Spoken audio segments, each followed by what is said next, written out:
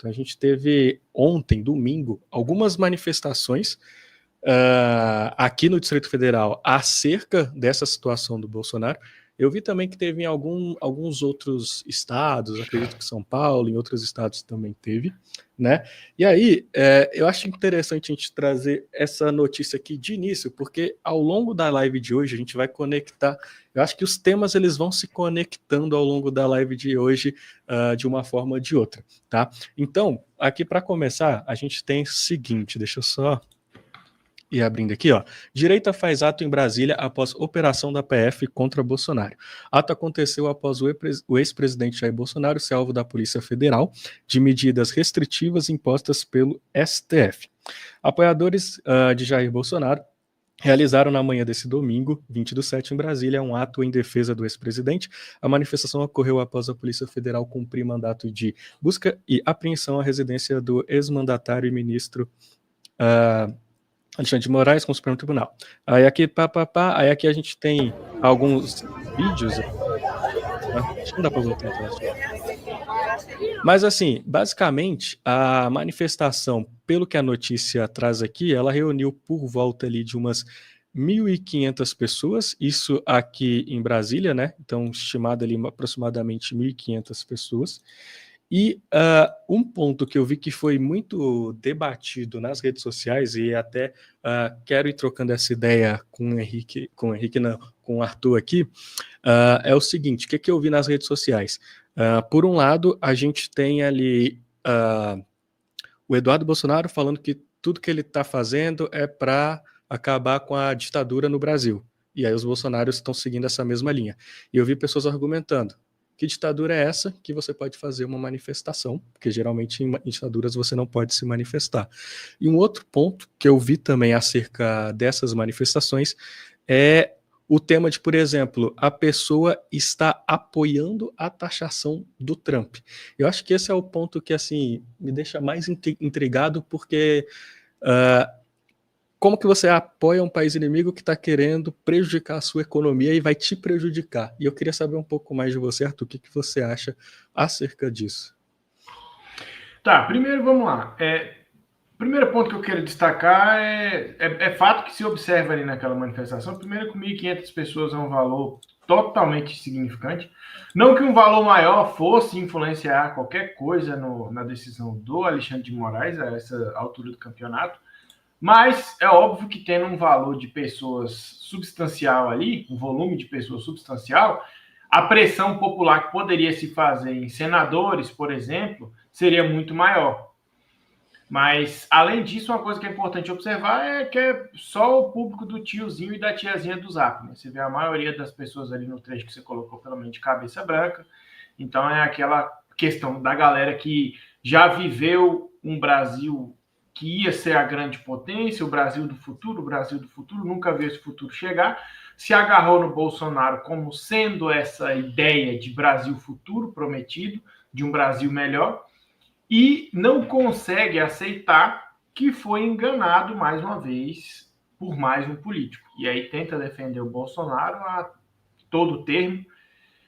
E, infelizmente, a gente gera essa cena até triste. Eu, sinceramente, eu me entristeço vendo isso, que são muitas pessoas de bem, igual, por exemplo, o caso da senhora, acho que é Wanda, que foi novamente para a prisão em regime fechado agora, porque estendeu, né, foi para o Pilates, exatamente.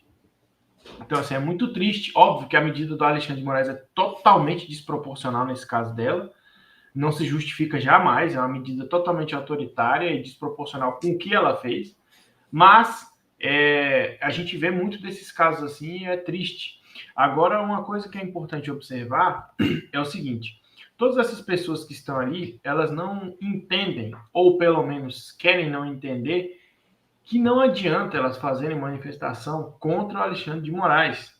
O Alexandre de Moraes, você está tomando sanção do Trump, inclusive a sanção que teve depois, acredito que seja mérito do Bananinha, assim, é algo que a gente precisa dar o crédito, que de fato eu penso que essa articulação que ele está fazendo aí gerou esse ponto.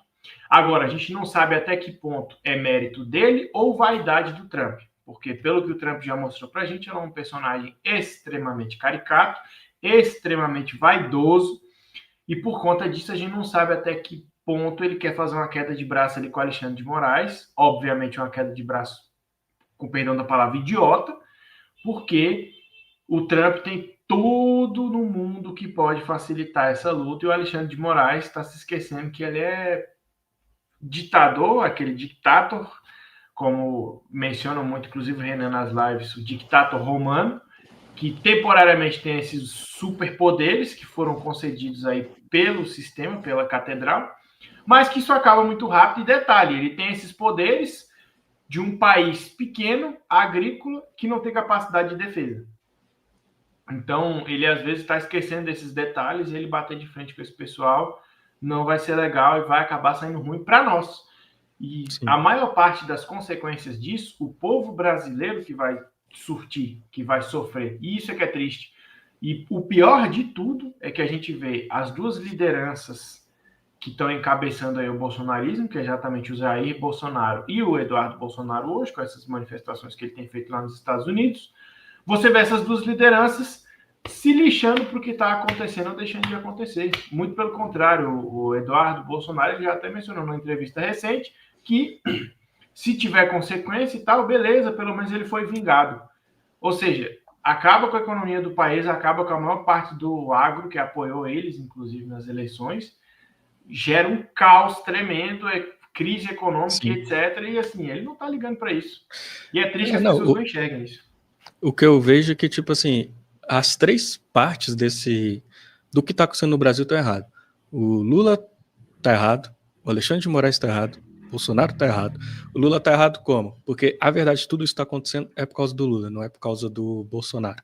O Trump, tipo assim, ele não está taxando o Brasil porque ele quer mesmo a liberdade de expressão no Brasil. Ele está taxando vários países ao redor do mundo, né? E todo mundo sabe que é por conta do BRICS. É o Lula lá no BRICS falando que vai criar uma moeda para desdolarizar o mundo, etc. e tal.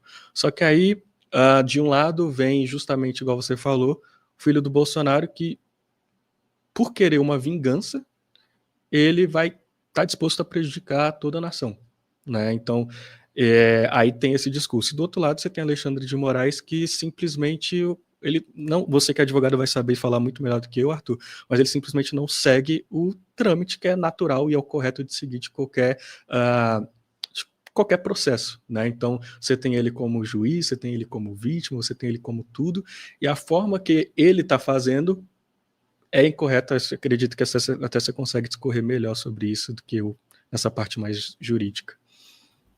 Na verdade, assim, tem uma série de irregularidades que ele vem cometendo ao longo do processo. Eu fiz 2 vídeos no meu canal do YouTube, para quem quiser saber com mais profundidade, é só seguir e assistir no canal DataVenia. Tem 2 vídeos lá, parte 1 e parte 2, 3 irregularidades que o Alexandre de Moraes vem cometendo. A principal delas é a acúmulo de funções, principalmente com relação aos atos do dia 8 de janeiro, ele está acumulando a função de vítima, de juiz e de promotor. Ele que moveu a ação, ele que fez tudo e ele provocou uma ação civil, uma ação penal pública, sem a promoção do Ministério Público. Ele deu entrada nisso, assim, isso é uma competência exclusiva do Ministério Público, segundo a Constituição. Para além disso, ele é vítima e, assim, ele jamais poderia estar julgando, ele é totalmente suspeito para estar julgando o inquérito do dia 8 de janeiro, assim, é absolutamente suspeito. A ação penal já agora, né, deixou de ser um inquérito. Ele não poderia estar julgando, porque, cara, escorregaram o Moreno na sala do cara, bicho. Então, assim, em cima da mesa dele, a pessoa jogou um barrão lá, então, assim... E várias outras coisas. Ele tem caso de que, por exemplo, ameaçaram a filha do Alexandre de Moraes, investigaram. Então ele tem motivos pessoais, né? Sim, então, claro, como juiz, ele não pode estar envolvido nisso. Exatamente. Então, assim, ele não deveria jamais estar julgando esse caso, partindo desse ponto. E aí, para além disso, o que o pessoal fala, que é o STF avocou a competência para eles, ou seja, chamou a eles a responsabilidade de julgar esse processo.